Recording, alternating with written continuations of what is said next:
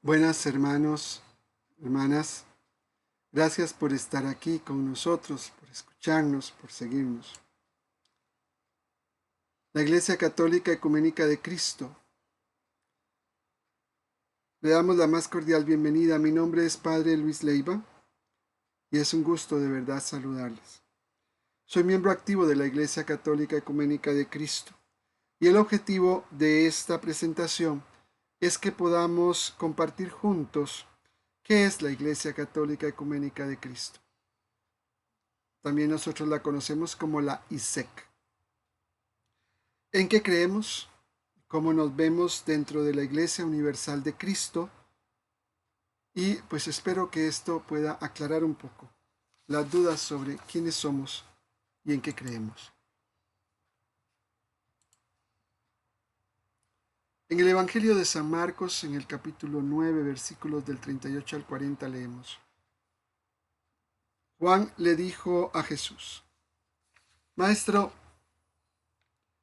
hemos visto a uno que expulsaba demonios en tu nombre y tratamos de impedírselo, porque no es de los nuestros. Pero Jesús le dijo: No se lo impidan, porque nadie puede hacer un milagro en mi nombre y luego hablar mal de mí. Y el que no está contra nosotros, está con nosotros. Esto nos muestra que desde la experiencia de Jesús no hay que limitar a los creyentes, a sus discípulos, ya que el Espíritu sopla donde quiere y eso hace que la Iglesia de Cristo está abierta a todos los que creen en Él como el Hijo de Dios y no se limita a una comunidad específica de creyentes. Somos una iglesia particular, católica, de rito latino, no romana. Esto porque no somos administrativamente parte de la iglesia romana.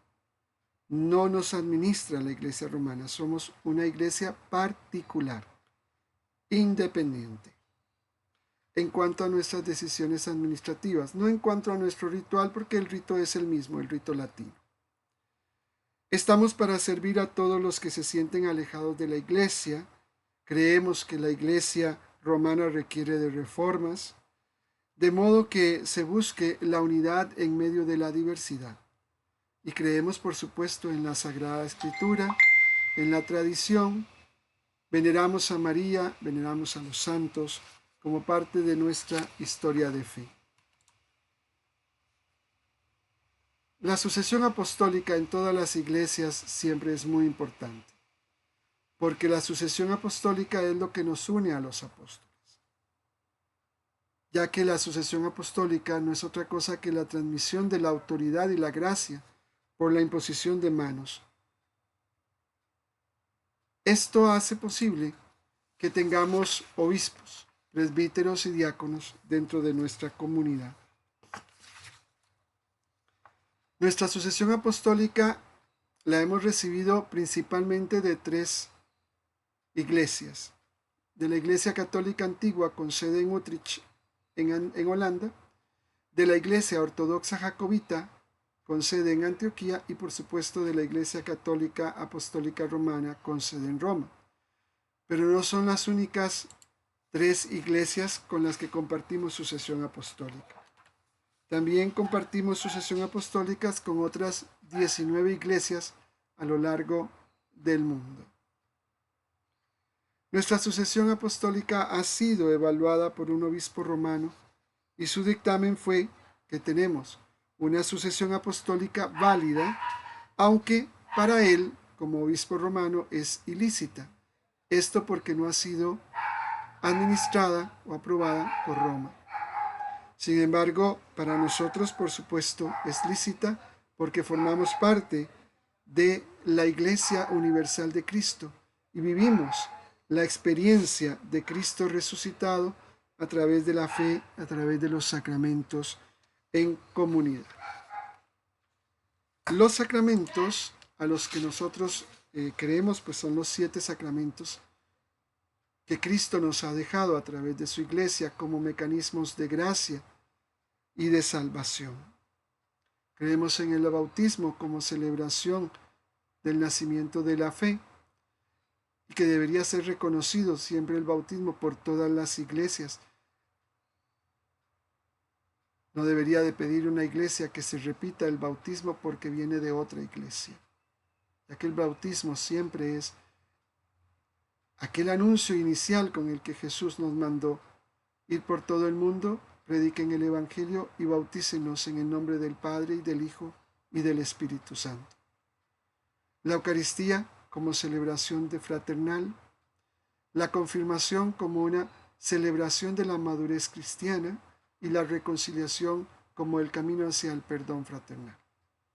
También creemos en los sacramentos del matrimonio como signo de celebración del amor humano, el sacerdocio como medio de servicio a la comunidad y la unción de los enfermos como una presencia fraternal en medio del dolor. Existen una serie de documentos dentro de la Iglesia romana que legitiman a las iglesias particulares, particularmente las que no están unidas con ella por la comunión con su primado. La Lumen Gentium número 15 del Concilio Vaticano II habla que la Iglesia se siente unida a aquellas iglesias particulares que, a pesar de no vivir íntegramente la fe o no conservar la comunión con el sucesor de Pedro, viven el bautismo y tienen los demás sacramentos, además que cuentan con episcopado, unido a la Sagrada Escritura y piedad por María la Virgen. De este modo que la Iglesia romana legitima nuestra comunidad a través de este documento de la Lumen Gentium número 15. Por otro lado, la Lumen Gentium número 24 habla sobre cuál es la misión de los obispos.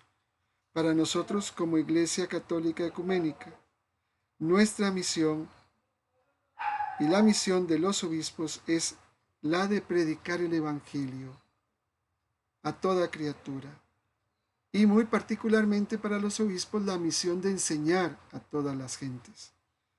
Los demás presbíteros y diáconos realizamos una labor que nos es encomendada por el obispo. Creemos en que la Iglesia es una, es santa, es católica y apostólica. Es una porque forma parte de la única Iglesia de Cristo. Es santa porque Cristo es santo. Es católica porque está representada por muchas iglesias a lo largo del mundo. Y es apostólica porque estamos debidamente unidos a los apóstoles a través de la sucesión. Creemos firmemente y somos fieles defensores de que todos los fieles, los miembros de la Iglesia Católica Ecuménica, tienen derecho a la libertad religiosa y a la forma de expresar su fe. Esto, interesantemente, está apoyado por un documento de la Iglesia Romana que se llama Dignitatis Humanae en el número 2, en donde queda bien claro que habla particularmente sobre esta libertad religiosa. Y los miembros de la Iglesia Romana deberían de recordar este pasaje en algunos momentos, cuando nos sentimos incluso amenazados o maltratados por ellos.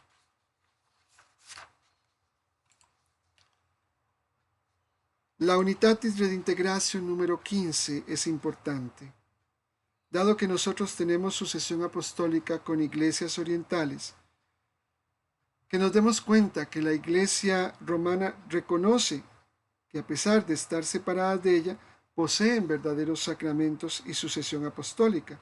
Esto nos legitima como Iglesia. De ahí que deba respetarse a todas las iglesias, particularmente que cuentan con estos elementos.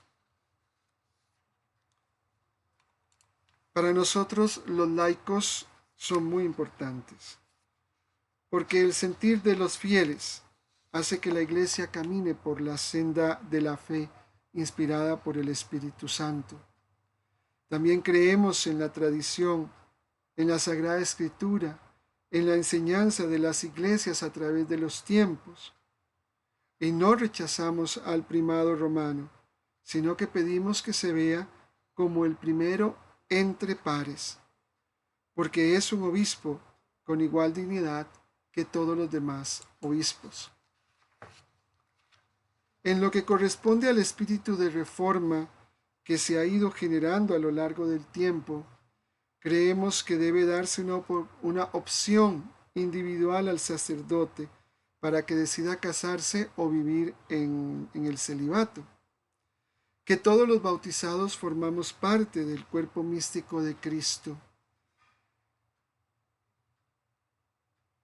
O sea, que no hay un bautismo mejor que otro o con más poder, que haya mayor participación del laicado en la Iglesia y que incluya a aquellas personas divorciadas vueltas a casar en la participación de todos los sacramentos sin limitaciones.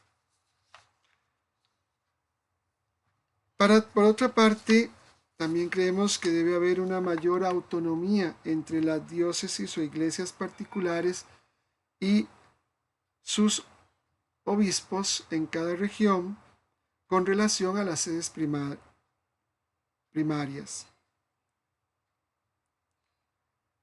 Que las diócesis regionales tengan voz colegiada en lo doctrinal, en lo litúrgico, en lo sacramental y demás, y que los obispos además sean elegidos como antiguamente por los laicos y el clero, y que haya una mayor colegialidad entre obispos y representantes laicos.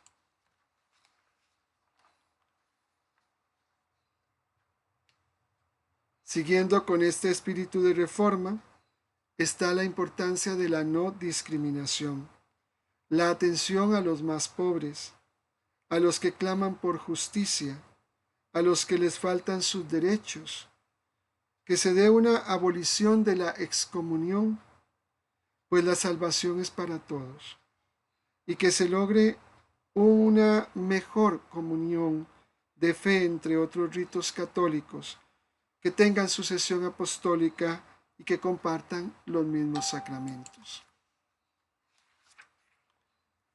En la ICE creemos que somos una familia unida por el bautismo, la sucesión apostólica, la Eucaristía y la vivencia de los demás sacramentos, unidos al obispo, con amor a María la Virgen, que es madre del Hijo de Dios, a través de un mismo rito que es el rito latino y que nos vincula con la familia universal de Cristo. ¿Quiénes fundaron la Iglesia? Bueno, la Iglesia de Cristo es el conjunto de iglesias particulares que creen en Cristo como el Hijo de Dios, el Salvador y nuestro Maestro. Y esto lo tenían bien claro los apóstoles. El tiempo hizo que las iglesias se fueran estructurando, las formas de vida de la iglesia fueran cambiando. Por eso no podemos perder de vista que la iglesia de Cristo, que es más espiritual, que forma el cuerpo místico de Cristo, se ordenó en el tiempo, es verdad, y se crearon así los patriarcados. Posteriormente se generaron iglesias, unas más importantes que otras, pero al final todas miembros de una única iglesia de Cristo. De modo que, ¿quiénes fundaron las iglesias? Los apóstoles. Todos ellos generaron comunidades vivas en la fe. El tiempo las estructuró en los que hoy conocemos como iglesia.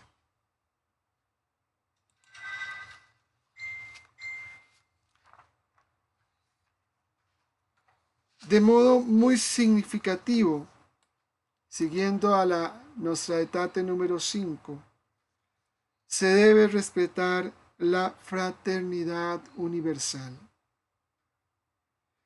Y esto implica excluir todo tipo de discriminación contra las iglesias y personas que no creen igual que nosotros.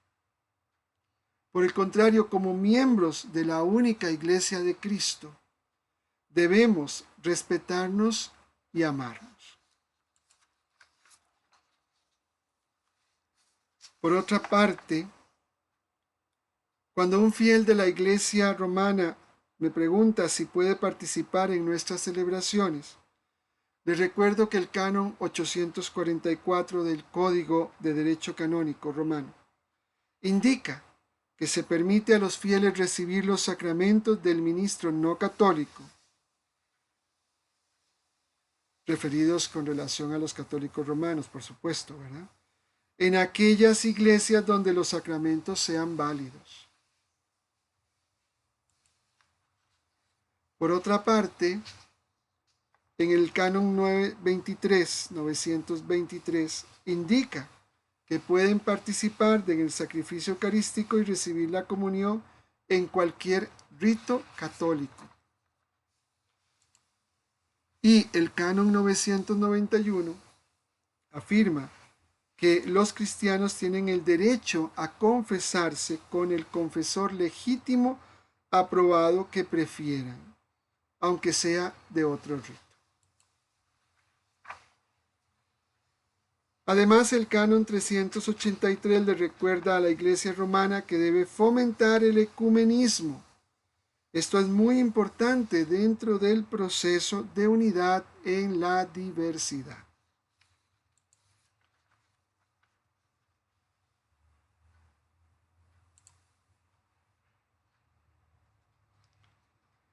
El Catecismo de la Iglesia Católica Romana,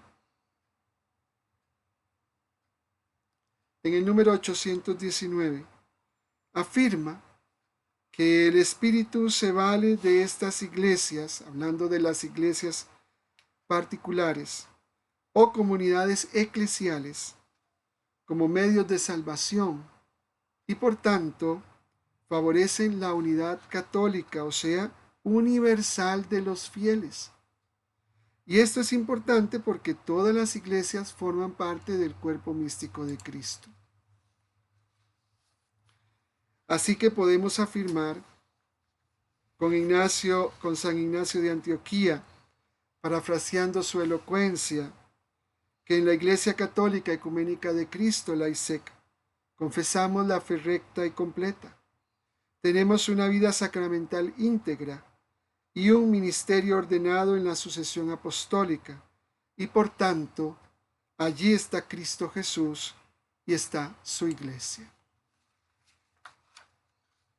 Porque somos una iglesia de Cristo, unida a sus pastores, que anuncia el Evangelio y celebra el misterio de la Cena del Señor.